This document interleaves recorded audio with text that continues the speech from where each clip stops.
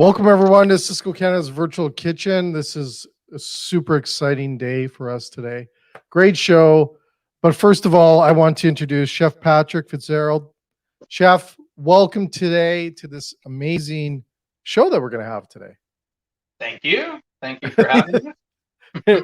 And thank you for showing up with a broken wing. Yeah, no worries. That's awesome. So Indigenous cooking and cuisine. You want to share with us today about us celebrating, really learning a lot about this amazing cuisine?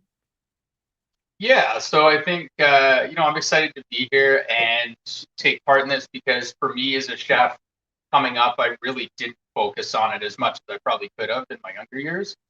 And it's something I've kind of dived into in especially the last few months and through COVID and just having the time to explore different things. So, in a nutshell, it's pretty simple. The basis is we take from the earth, and it's obviously a huge focus on local.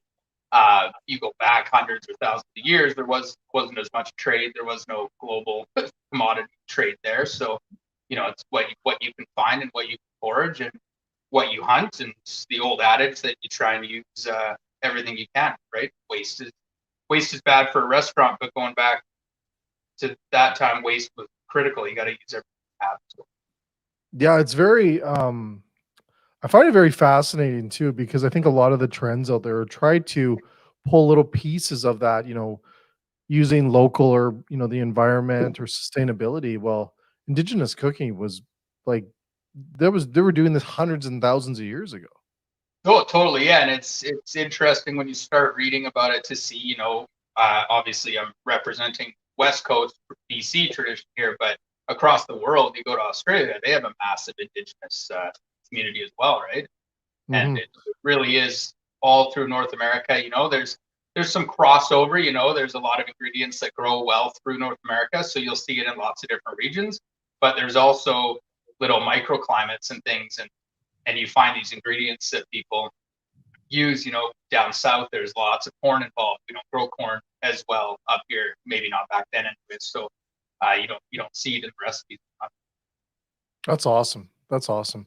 So what are we going to be doing today? What are you going to share with us today? So today I'm again obviously keeping it as local as possible and foraged or hunted. So we're gonna start with I'll start kind of from my right here. So we have so I'll hold it up. Do you want to switch cameras quickly and I'll hold to the Sure. Let me bring up the other camera there for you.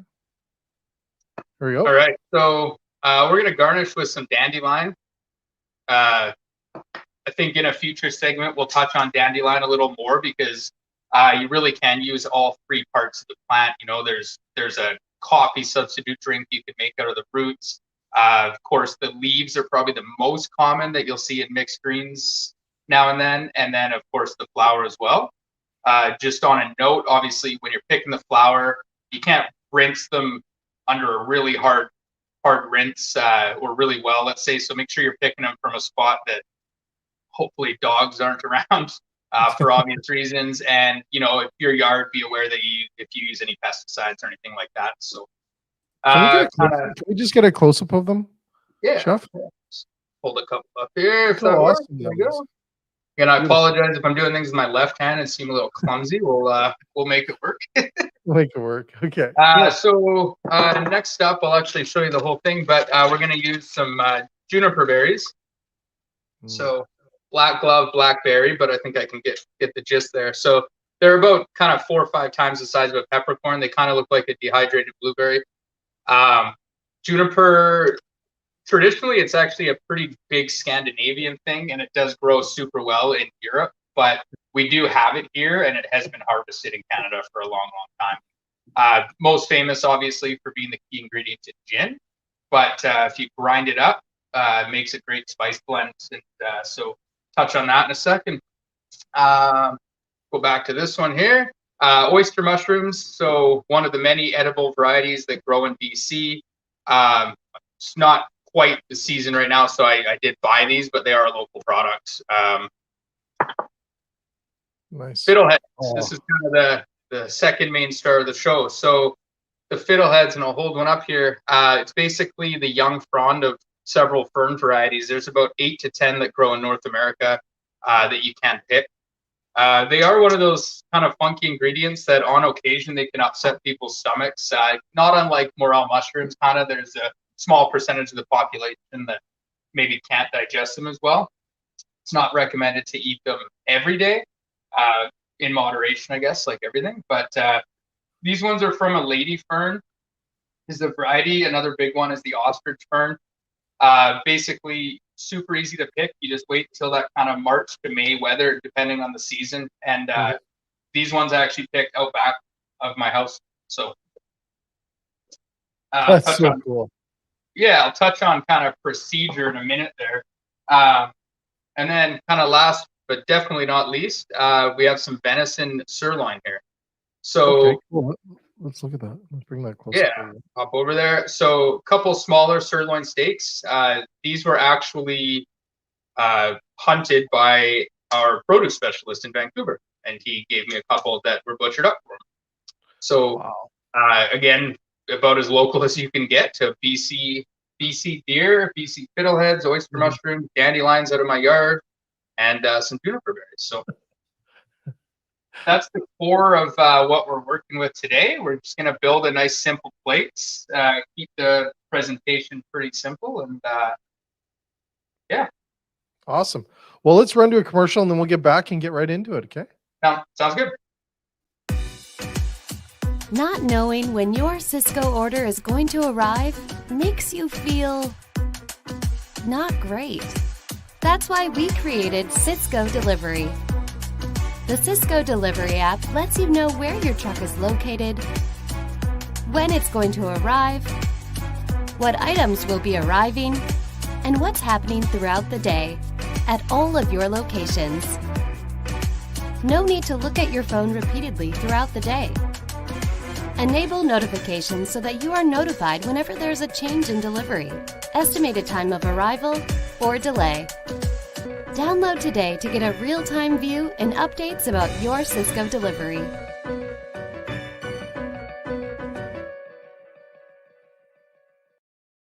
There we go. Alrighty.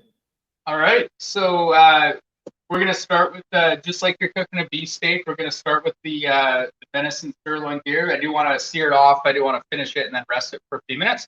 So again, just to talk about, I took my juniper berries, I ground them up in a spice grinder, a little bit of fennel, a little bit of clove, some pepper, and then I just finished it off with some kosher salt there. And just put it on just before. No need to marinate it necessarily. I just put it on right before we got live here. And plastic sear, but I was smoking hot pan, so I have disconnected my my smoke detectors so we don't get interrupted that way. And tends to be overly sensitive, especially when I'm doing anything live. So, now, Chef, do you have to like let that rest for a while before you cook it or age it? You can. It's like a steak. You know what you're doing. You can cook from cold. It never hurts to pull it out and temper it to room temperature, obviously. Okay. So I've had this out for an hour now. So it'll cook a little quicker, especially for the purpose of our half-hour steak here. So what I'm going to do is I'm just going to sear the one side, and then I'm going to flip it and just fire it into a nice hot oven at about 450. Now, is that something you want to cook at like that high temp, or do you want to cook it at a low temp? This cut with the sirloin here, I'm definitely comfortable cooking on a high temp. It should be fairly tender, so no problem with the high heat quick cook method there. Okay. Very similar to other four-legged animals. There's certain cuts that they use more, and they're a little tougher, but we should be good with the sirloin. Cool.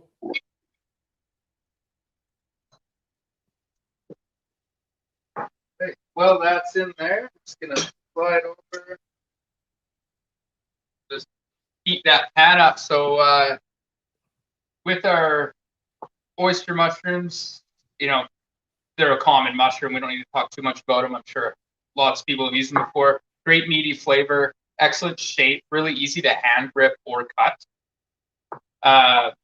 With the fiddleheads, what we're going to do is essentially like any green vegetable. I blanched them off yesterday, so just maybe 3 to 4 minutes. They don't cook quite as quick as something like asparagus. They're a little bit longer, but 3 to 4 minutes boiling water. I took them out. I shocked them in an ice bath so that we kept some of the green color on them. And so now they're 50 to 75% cooked. We're gonna finish it off in a pan with some oil to start there with the mushrooms and fiddleheads, and then I'm just gonna hit it with some garlic shallots and some extra butter at the end. Very cool. Got it nice and hot. I feel bad with that one arm. What's that, sorry? I said I feel bad with that one arm down that you have. It's feeling pretty good. There's not much pain going, so it's mostly just a useless stick hanging out there. So what you want to do is obviously you're sauteing the mushrooms. Now, Yeah. is there different kinds of mushrooms that other people can use, or is that recommended what you're using there, chef? Yeah, we have lots, and honestly, mushroom foraging is something that I'd like to get more into. It's not something I've always had the time to do. But in BC, we have dozens of edible mushrooms. So I mean, really, any one of them could fit the bill here, right? Now, I hear a lot of people get scared about that. Definitely, There's a fear. and that's part of the reason I didn't get into it, early. That you really have to know what you're looking for. There's a few varieties. Oysters are pretty easy to identify. Chanterelles are pretty easy to identify. But when you get into some of the other ones, there are some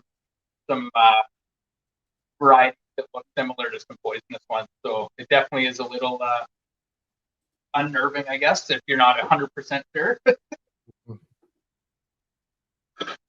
All right, so I'm going to have my fiddleheads after. At this point, I'm just going to add some shallots and garlic that are fine here.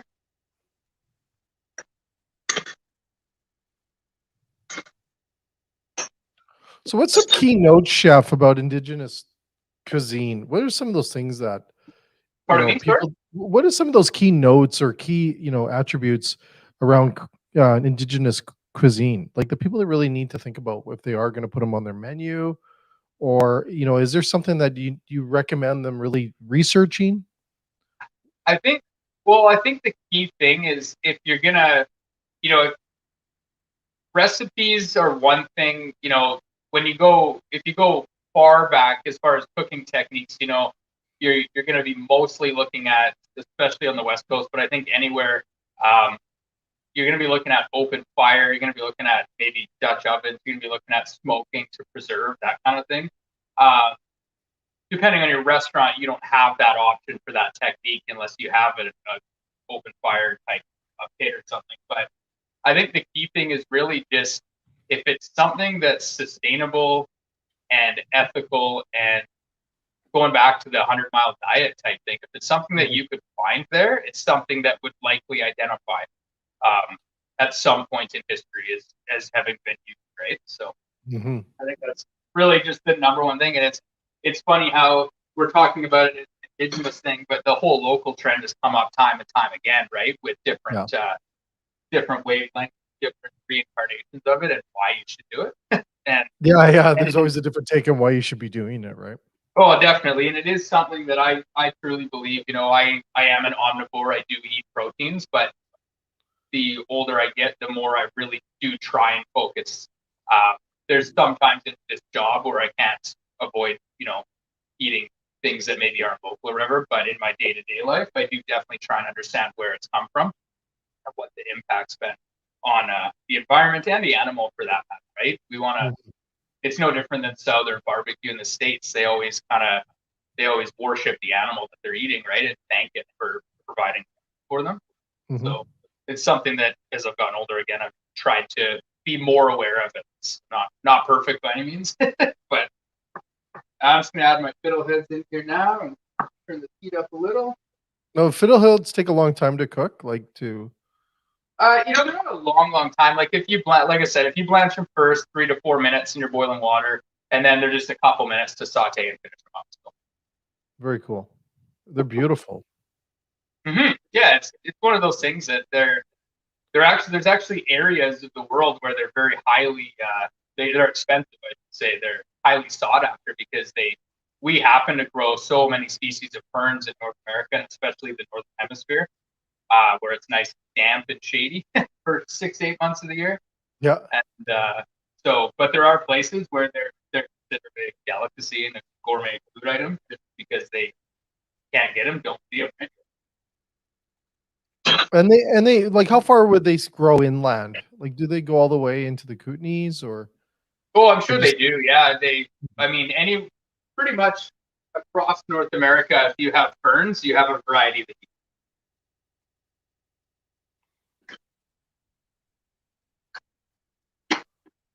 Very cool.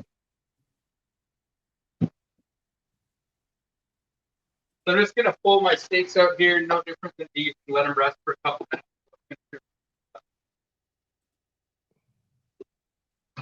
Now, Chef, can you kind of describe, because of our our ability not to taste the product? Yeah, for sure. What would it taste like? Is it a very earthy flavor? The fiddlehead? No, the steaks there that you have. The steaks? Yeah, I mean, venison is it's definitely gamier than beef. It is going to fall into that category. It does depend on how much fat they leave on it. So a lot of the gamey flavor comes from fat, where a lot of the flavors of what the animal eats end up getting stored, and you can trim off all of the fat and get it a little closer to that kind of neutral beef flavor. I don't mind the gamey flavor, so I've left a fat cap on it.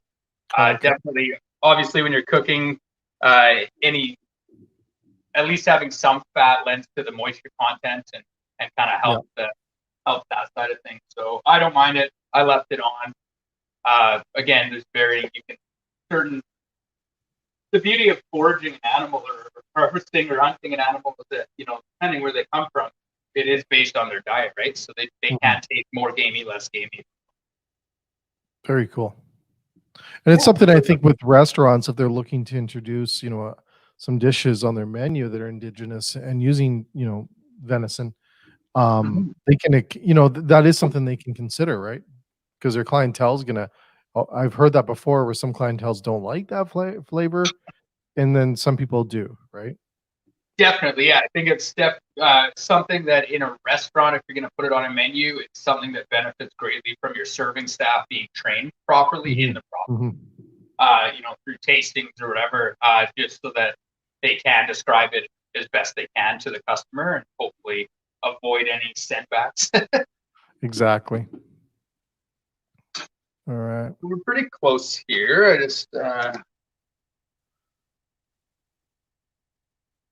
I'm just going to season these up with just some salt for today, and I'm going to hit them with some chopped parsley at the end here.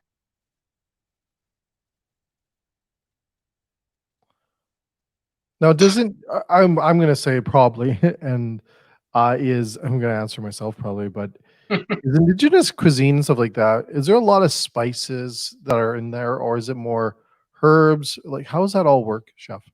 Yeah, I mean, traditionally, we don't have an abundant spice market in Canada necessarily, right? There's a lot of the ethnic spices that we've become so accustomed to come from the Middle East or Yeah. So if you look back, a lot of times you have sea salts, you have mostly local herbs to flavor as opposed to things. That's why I did use the juniper berry steak, because it is something that does grow here. And, they add a really unique flavor to it. Again, kind of like game. Juniper is maybe not for everybody, but it can be a fairly pungent flavor. But I'd say definitely leaning a little more on that. Especially when you go back to the cooking over fire, you're leaning more on the smoke flavor and the salt flavor as opposed to spices that we're accustomed to. Interesting. So salt, obviously, with the sea salt and stuff like that, that was definitely a big part of the cuisine. Yeah, for sure. Yeah, it's about all you have.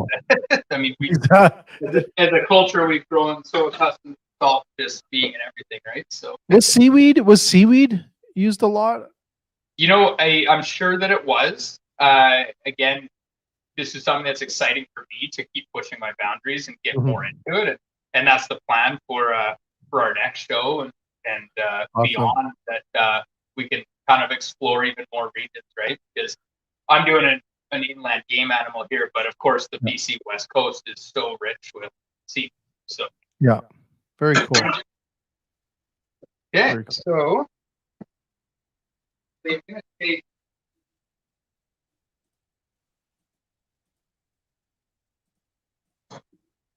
just we have a couple minutes still. Just gonna take my pan here from my venison, and I'm gonna deglaze it with a little beef stock and red wine, just to make a little quick sauce. Plate up and be on our way. Awesome. Awesome.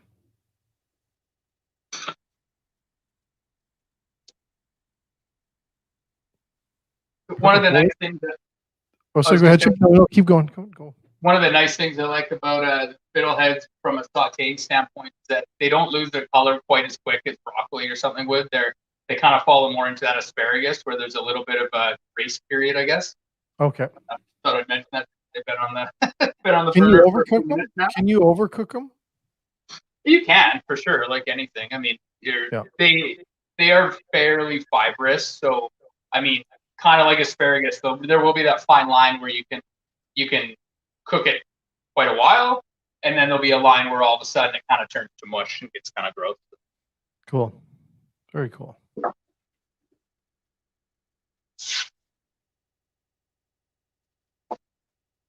I'm not going to do anything crazy with this sauce today. I'm just going to deglaze all the leftover spawn there from curing the steak, and then add a little beef stock to it. And pretty classic restaurant. Doesn't carry a stock for every animal they cook, so they'll try and use the one that they that's the closest as a base, right? Absolutely. All right. You're doing pretty good with one arm. Chef, you're doing pretty good with one arm today. Thank you. I appreciate it. I did fortunately my better half has done a lot of work in the restaurant industry, so I did not mince the garlic myself or the salad. That was last night's prep done by her. So wouldn't look quite as nice if I tried with my left hand. We are going to cut the steaks with my left hand, so we'll see. Oh yeah, that'll be the show's moment. Yeah. Make or break it. Exactly. Awesome stuff. Well, while you're doing that, we're going to break for a quick commercial, and then we'll be back, Chef. Yeah, sounds good. Not knowing when your Sysco order is going to arrive makes you feel not great. That's why we created Sysco Delivery. The Sysco Delivery app lets you know where your truck is located, when it's going to arrive, what items will be arriving, and what's happening throughout the day at all of your locations. No need to look at your phone repeatedly throughout the day. Enable notifications so that you are notified whenever there's a change in delivery, estimated time of arrival, or delay. Download today to get a real-time view and updates about your Sysco delivery.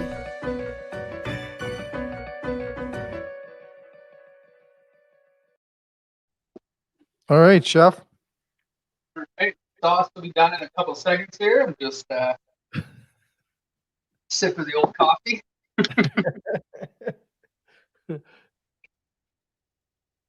So we've let our steaks rest. We could flash them in the oven again. I'm not going to for the purpose of time, but B, I find it's one of those controversial things where you have people who expect their steak to be hot, but the bottom line is, depending how it's cooked, it's never going to be hot in the middle, right? Yeah. So I prefer, at the risk of overcooking, I prefer to just let it rest for a few minutes and then go with what I have there. So nice.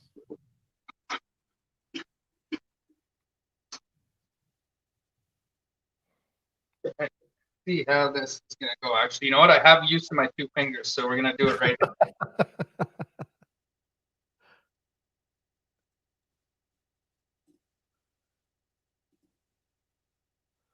All right, I'm going to go close up on the beef here. All right, so can go up there. So we're at a nice medium rare medium finish Nice. there.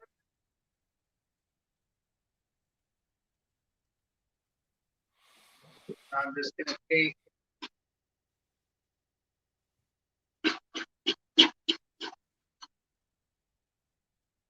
we're just gonna keep it simple again for today. So I'm just gonna take a little bit of my sauce here and pull it on the plate or the board here that I'm using.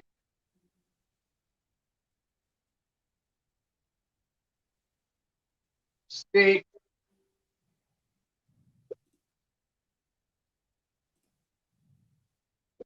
Oh man.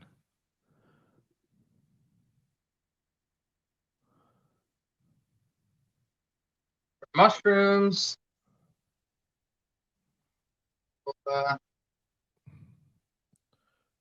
Like those are just pulled from your yard, chef? Just straight from the yard. Yeah, your standard annoying weed. And that's something that, you read a lot about when you get into it, the misconception that when we're looking for our nice straight green lawn, we pull the dandelions and we throw them out or we mow over them or whatever. And at the end of the day, the bottom line is there's a lot of things that we overlook that are actually fully edible and free. So people could grow those if they're in the city or whatever, they could grow this in their gardens. Oh, right? for sure. They grow in cracks in the sidewalk. So you can definitely grow them in your garden. You can grow it. Right. But it's hilarious. Up there, and Awesome. there we go. A nice venison sirloin with some fiddleheads, some oyster mushrooms, and some dandelion. That's awesome, chef. Awesome stuff. Can you do me a favor and just pull one of the fiddleheads out and I just want to see it like on the board there because they're so beautiful, right? Look at that. So these ones, I should point out, these ones I did harvest a little bit late, so they were pretty bushy. So I cleaned some of the fronds off of them, just because. But depending how early in the season you get, they're nice tight wrap. And, very cool. Yeah, Love it. That's what I got. Awesome. Well, thanks so much, chef. Yeah. We're gonna have chef back many times every month, sharing us, an indigenous meal and a beautiful dish and stuff like that. And maybe next month we'll jump into the seaweed a little. Yeah, definitely. We can talk about a little more of the coast and the sea, and I'd like to touch on the other parts of the dandelion too. So we'll incorporate that somehow. Maybe we'll get you cooking from the edge of the water. Yeah, definitely. Awesome. Well, to everyone else, thanks again for tuning in today. Great stuff, chef. Thanks again for doing this with your arm broken as well. Yeah, no worries. This is great. And you know what? We're going to share more information on this as we move forward. And thanks again. And for everyone else, have a great rest of your day. And join us next week when we're back with our SVK show. Awesome so much. Perfect. Thanks, Thanks, Jeff.